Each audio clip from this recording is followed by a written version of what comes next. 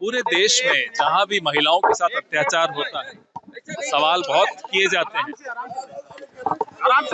और जवाब नहीं मिलते।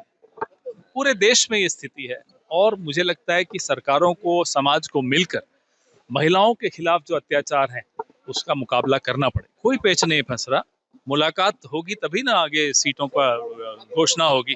तो ये जो भारतीय जनता पार्टी की उम्मीद है कि कोई पेच फंस रहा है, वो उम्मीद पे पानी फिर रहा है। सबका हक है अपनी अपनी बात रखने का, सब रखते हैं। हमारे यहाँ कोई पेच नहीं है, ये हम बताते हैं। हम लोग सब मिलकर चुनाव लड़ रहे हैं। ये चुनाव से भी ज्यादा लोकतंत्र को बचाने की मुहिम है, क्योंकि अगर आपके वोट पर आपका अख्तियार ही नहीं रहेगा, आपका कंट्रोल ही नहीं रहेगा, तो फिर लोकतंत्र क्या रहेगा। इसलिए इस लड़ाई को एक लंबी लड़ाई माना जाए और इस लड़ाई में आप सबको भी शामिल होना इसलिए जरूरी है क्योंकि हम और आप ही लोकतंत्र के प्रहरी हैं। पूछिए ना सरकार से, ये गुड तालिबान बैड तालिबान करते रहते थे ना मोदी जी अभी कुछ साल पहले तक। अब क्या ये तालिबान गुड हो गया?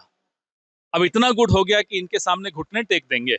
अब उन आंकड़ों को अमित शाह ने खुद ही ट्वीट करके फिर नकारा है। ये गृह मंत्री हैं देश के गृह मंत्री अपने आप को एक सर्टिफिकेट दे रहे हैं कि मैं नाकारा हूं, मैं निकम्मा हूं, मेरे रहते इतने घुसपैठिए घुस गए। झारखंड में चुनाव आया तब भी घुसपैठिए आ गए थे, फिर चुनाव हार गए तो घुसपैठिए चले गए।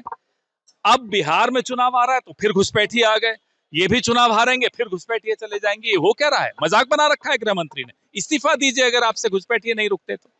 80,000 घुसपैठिए कांग्रेस पार्टी ने इस देश से बाहर किए थे बांग्लादेशियों को।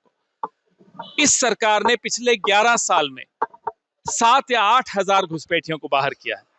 ये इनका रिपोर्ट कार्ड है। बॉर्डर सिक्योरिटी किसके हाथ में होती है? भले सरकार किसी की हो, बंगाल की सरकार हो, बिहार की सरकार हो, बॉर्डर सिक्योरिटी तो केंद्र सरकार के अंडर आती है ना, या वो भी राज्य सरकार के अंडर आती है। ये गृह मंत्री बने हुए हैं, इतनी अकल नहीं है, प्रशासनिक अनुभव नहीं है।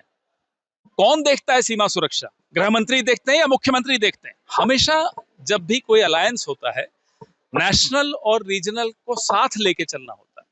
जब हम अकेले भी कहीं चुनाव लड़ते हैं तो वहां की जो स्थानीय अपेक्षाएं हैं, आशाएं हैं, उम्मीदें हैं, एजेंडा है, उसी को लेकर साथ चलते हैं। कोई इसमें हमेशा तालमेल रहता है, कोई उसमें कॉन्ट्रडिक्शन नहीं है। हम तो लड़ ही रहे हैं, हम तो लगातार लड़ रहे हैं। तेलंगाना में लड़ रहे हैं, तेलंगाना में लड़ते लड़ते वहां गवर्नर से भी लड़ाई हो रही है। हर जगह हम इस एजेंडा को आके लेकर